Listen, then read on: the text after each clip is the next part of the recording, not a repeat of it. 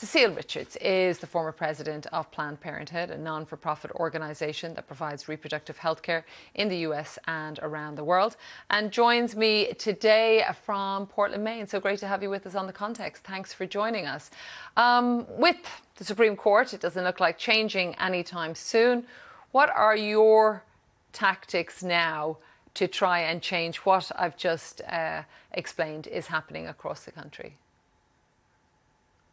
Well, I think it's important to recognize that what happened in the U.S. with this loss of abortion rights, which we'd had for nearly 50 years, this was a political move by the Republican Party. It was not because the people of America decided they don't want abortion to be safe and legal anymore. In fact, quite the contrary. It has caused a political backlash that we were beginning to see really wave across the country. So really the solution, in addition to making sure that we can help people get access to abortion who live in states where it's now prohibited, the important thing is that this November, there's an opportunity in elections all across the United States to make sure that we are electing people who support the right of women to make their own decisions about pregnancy.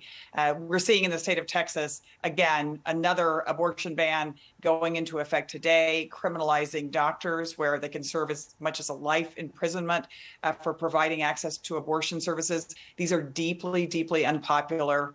And of course, we saw in the state of Kansas, a very conservative state that recently defended the right of people in that state to access safe and legal abortion. So it's really roiled the politics here in the United States. But how do you, because at this time where, if we look at polls, it's generally inflation, the cost of living, energy costs that are really at the forefront of voters' minds.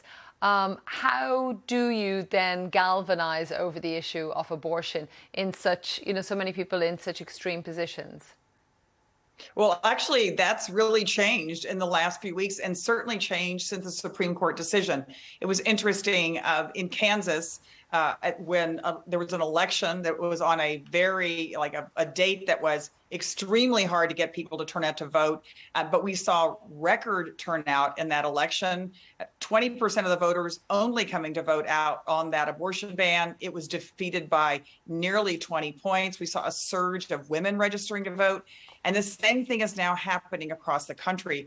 I think in previous polling, abortion did not rank high as a motivating factor because people believed, and they were correct, that abortion was legal in the United States of America. But now they know that, in fact, the right of people to make their own decisions about pregnancy is on the ballot. And in every single competitive state, we're seeing candidates that support women's right to legal abortion running ads. Beto O'Rourke, who's running for governor of Texas, launched his first advertising today on this very topic. It is absolutely animating voters, and it is causing a surge of interest in the midterm elections, which is critical for the Democrats.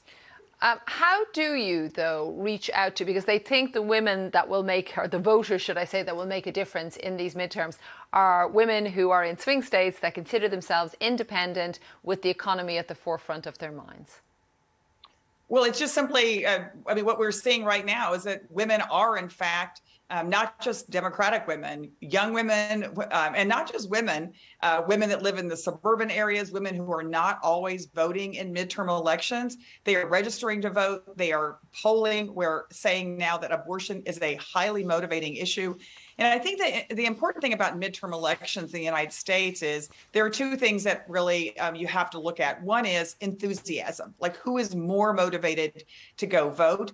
And the other, of course, is swing voters, as you say. The enthusiasm had been on the Republican side until the Supreme Court decision. And now we are seeing a surge both of interest of registered voters and even unregistered voters saying that this issue is now animating their participation in the election.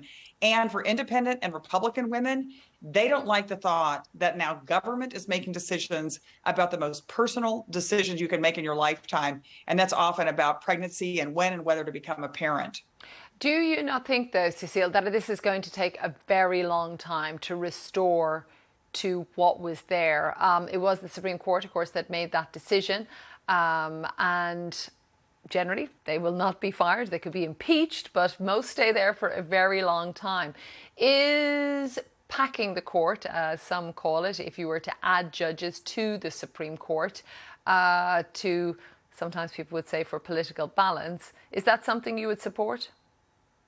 I think it's important to look at expanding the Supreme Court. And unfortunately, in my lifetime, I feel like this has now become a highly partisan, highly political Supreme Court, but largely because of the way the Republican Party jammed on the recent additions to the court. Of course, one right weeks before one of the most contentious elections in our history. I do think it's important, where I'm really focusing my energy on is state by state, passing laws and electing politicians that support abortion rights. We need to do that in all 50 states. And of course, eventually we need to pass a national right to safe and legal abortion, because the Republican Party has already said if they can gain control of Congress and if they gain the presidency, passing a national abortion ban will be one of their highest priorities. Little about abortion pills, and that it can also be illegal for those to mail abortion pills to people that are in states that have abortion restrictions, these severe restrictions, or almost no abortion in some places. What can you tell our viewers about that? How is that playing out across the country? Well, of course, since these abortion bans have begun to go into effect, and they really started last September in Texas and now have been, since the Supreme Court decision, rolling on across the country, there is an explosion of women going online to search for medication abortion, which of course is a really safe. In fact, it's now a majority of abortions in the U.S. are done through medication, and women ordering pills, whether it's within the United States or even outside of the United States. Some women going across the border to Mexico and other places where this medication can be accessed. This is going to be a very important resource for women. Plan C pills, I would like to say, is a source in the U.S. for women who are looking for safe places to access medication abortion. Look, that's where the next fight is going to be in many of these Republican-led states. They are trying to prevent women from getting information. Of course, in Texas, you can be turned in to the authorities for even telling women where they can get information about accessing safe and legal abortion outside of the state. They're trying to pass laws to prevent women from traveling out of state. Again, I think women are looking, and they are going to find access to medication abortion. It's really important. But I think, to the point that was made earlier by Governor Whitman, this is an issue not only of access to abortion, this is an issue of freedom in the United States of America. When you have the Republican Party telling people you can't travel, you can't talk to people, you can't get information, this is not the kind of country people want to live in. It is going to take a long time to fight back and regain this right. But I will tell you, the Republican Party is going to be a minority party because of this position. Let's see. Just very briefly, Cecile, as you reflect back on the past couple of years, do you think there was a way to stop it coming to this? Did somebody miss? Look, I kept thinking, and Governor Whitman, I know, has been doing this work for a long time. I kept thinking there were going to be Republicans within the Republican Party who stood up and were adults and said, this has gone too far. This is not what the American people want. But unfortunately, that did not happen. And under Donald Trump, he got 3 appointees to the Supreme Court, and that was all the difference. This was a political decision by the Supreme Court. It was a political move by the Republican Party. I'm stunned that this is where the Republican Party has gone. But now it's up to the rest of us to change who's in office. And of course, some would have issues with the Democrats perhaps not fighting back hard enough. But Cecile, thank you so much for coming on The Context.